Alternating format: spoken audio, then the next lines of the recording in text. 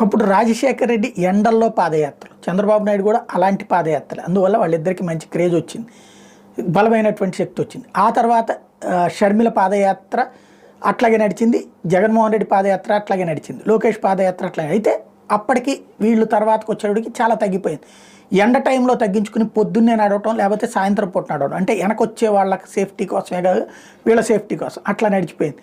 ఇవాళ అసలు విచిత్రమైన పరిస్థితులు నడుస్తున్నాయి. ఎండ కన్నెరగడానికి భయపడిపోతున్నటువంటి పరిస్థితులు రాజకీయాలు.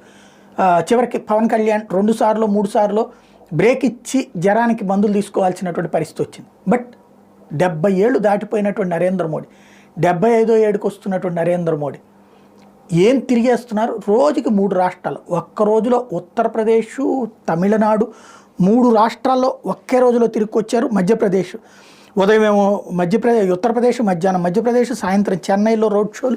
73 ఏళ్ల మనిషి మాత్రం